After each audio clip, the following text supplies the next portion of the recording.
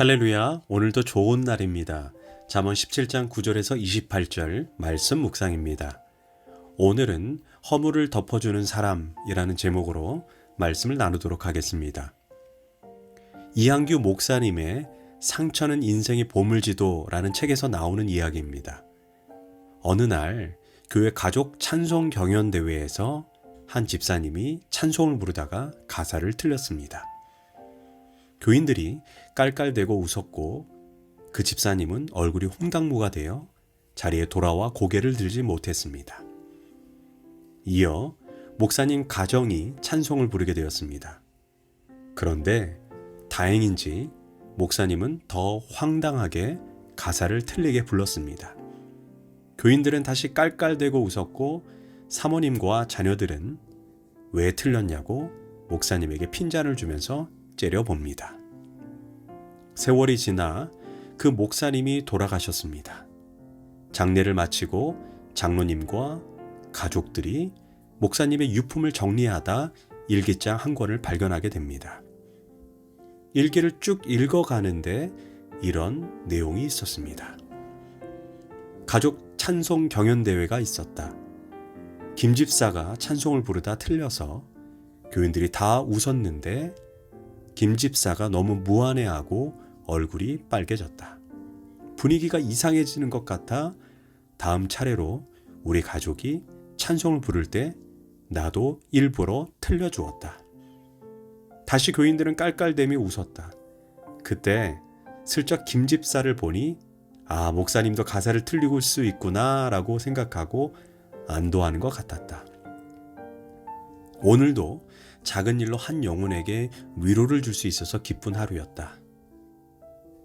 잠언 17장 9절은 말합니다. 허물을 덮어주는 자는 사랑을 구하는 자요. 그것을 거듭 말하는 자는 친한 벗을 이간하는 자니라. 상대방의 허물을 알게 될 때 취할 수 있는 성경적인 방법은 덮어주는 것입니다. 왜냐하면 우리 모두는 허물이 없는 자가 없기 때문입니다. 인간은 드러나지 않아서 그렇지 모든 인간은 허물을 가지고 있습니다. 만약 그 허물이 타인들에게 투사가 되듯 눈에 보인다면 모든 인간은 서로 벌거벗고 다니는 것처럼 깊은 수치감을 느낄 것입니다. 예수님께서 국률이 여기는 자는 복이 있다라고 말씀해 주셨습니다. 하나님께서는 우리 모두가 허물 많은 죄인이기에 다른 사람의 허물에 관대하시기를 원하십니다. 구약성경 창세기에는 노아라는 사람을 소개하면서 그는 당대의 의인으로 하나님과 동행했다라고 기록합니다. 하지만 그런 노아도 술에 취하여 발가벗고 집안에 누워 채통을 지키지 못한 실수를 범하게 됩니다. 그에게 세 아들인 셈, 함, 야벳이 있었는데 그때 마침 아버지의 추태를 본 함은 그 허물을 가려주지 않고 형제들에게 이 사실을 알렸습니다. 원어적 의미가 소문을 퍼뜨렸다라는 의미입니다. 즉 아버지의 잘못을 대단한 뉴스거리라도 발견한 듯 상대방의 허물을 폭로한 것입니다. 그러나 셈과 야벳은 그 말을 듣고 다른 이에게 허물을 전달하지 않고 조용히 옷을 가지고 자기들의 어깨에 메고 뒷걸음질해서 아버지의 하체를 덮었습니다. 성경은 그들이 얼굴을 돌이키고 아비의 하체를 보지 아니하였다라고 부연해서 설명해 주고 있습니다. 수리께서 이런 사실이 노아에게 알려지자 함은 아버지의 저주를 받게 되고 셈과 야벳은 축복을 받게 됩니다.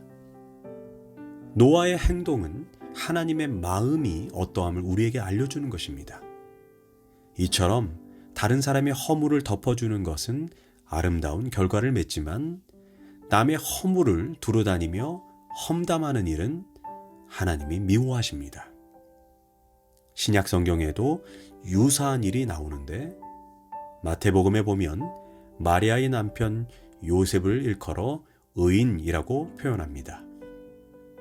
그러나 의아한 점은 아무리 유심히 찾아봐도 그가 의인이 될 만한 기록이 성경에 나와 있지 않습니다. 다만 마리아가 아이를 가졌을 때 요셉은 성령으로 잉태된 아이인 줄 모르고 외간 남자와 관계한 결과로 오해하고 마리아와의 관계를 가만히 끊고자 했다라고 성경은 말합니다. 이 부분을 원어로 보면 비밀스럽게 허물을 용서하고 관계를 끊고자 했다라는 의미입니다. 즉 마리아의 허물을 사람에게 말하지 않고 조용히 덮으려고 했다는 것입니다. 성경은 이 사실 때문에 요셉을 가리켜 의인이라고 칭하고 있습니다. 이처럼 다른 사람의 허물을 감싸주고 덮어주는 것은 복된 일입니다. 사실 덮어도 되는 허물이라면 죽을 때까지 덮어주는 것은 이웃 사랑입니다. 허물을 덮어주는 자는 상대방의 입장을 공감하는 능력이 있는 사람입니다. 허물이 드러나게 될 때 상대방이 겪게 될 고통과 아픔을 고려하여 덮어주는 것입니다. 반대로 자신의 허물도 과거에 덮어준 사람이 있음을 기억하고 자신도 그렇게 행동할 수 있는 것입니다. 살다가 보면 이웃과 교우들과 다툴 때가 있습니다. 그러나 혹 다투게 되더라도 다투게 된 그 문제만을 가지고 이야기해야 합니다. 그 사람의 은밀한 허물을 알더라도 사람들에게 누설해서는 안 되는 것입니다. 너는 이웃과 다투거든 변론만 하고 남의 은밀한 일은 누설하지 말라라고 잠언 25장 9절은 말합니다. 이것은 절대적인 하나님의 명령입니다. 우리는 타인의 허물에 대해 관용하며 기도해 주어야 합니다. 예수님은 부활하신 후에 아주 중요한 말씀을 하셨습니다. 너희가 네 죄든지 사하면 사하여 질 것이요 그대로 두면 그대로 있으리라. 하나님은 예수님을 믿는 그리스도인들에게 죄를 없앨 수 있는 능력을 주셨습니다. 그것은 회개와 용서라는 것입니다. 우리가 회개할 때 그리고 상대방을 용서할 때 또한 하나님은 우리의 죄를 그리고 상대방의 죄를 다시는 기억하지 않습니다. 어떤 큰 교회 목사님이 운전 중 택시기사가 갑자기 끼어들어 너무 화가 났습니다. 그래서 쫓아가서 고래고래 소리를 지르며 막 욕을 하였습니다. 그런데 그 택시기사가 잠잠히 있는 것이었습니다. 그러다가 목사님 제가 실수하여 죄송합니다 하고 말하는 것입니다. 그러자 목사님 움찔하면서 아니 교회 다니십니까 하고 소심하게 물어봤습니다. 그러자 그 택시기사가 저 목사님 교회 교인입니다 하고 말을 하는 것입니다. 그 이야기를 듣자 그 목사님은 너무나 부끄러웠고 자신의 한 행동을 후회했습니다. 우리는 남의 잘못에 대하여 좀 넓은 마음을 가져야 합니다. 남의 허물에 대하여 비난하기보다는 기도해 주어야 합니다. 허물에 대해 사람에게 말하면 비판이고 하나님께 말하면 기도가 되는 것입니다. 비판보다는 기도를 해야 사람이 변화되고 공동체도 변화됩니다. 물론 허물을 지적하고 직면해야 할 경우도 있습니다. 그 허물이 매우 치명적이며 공동체의 암적인 요소를 갖고 있을 경우입니다.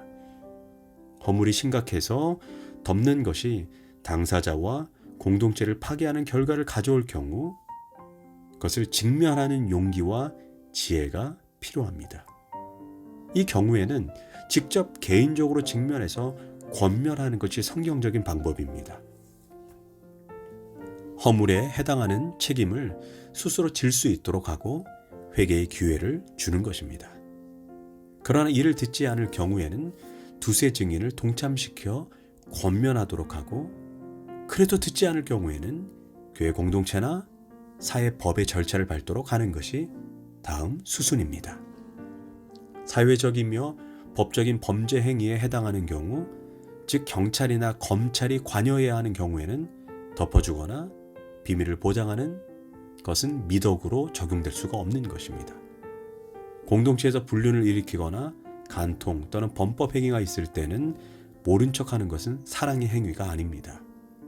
그러나 그런 경우가 아니라면 하나님의 나를 용서하고 덮어주신 것처럼 우리도 주변의 형제자매의 허물을 덮어주고 이해해주고 관용을 베풀어야 합니다. 기도하겠습니다. 주님이 나의 허물을 값없이 조건 없이 용서해 주신 것처럼 이제라도 내 주변에 있는 사람을 용서하고 사랑하고 품어줄 수 있는 넓은 마음으로 사람을 대할 수 있도록 주님 제 마음을 인도해 주시옵소서. 예수님의 이름으로 기도합니다. 아멘.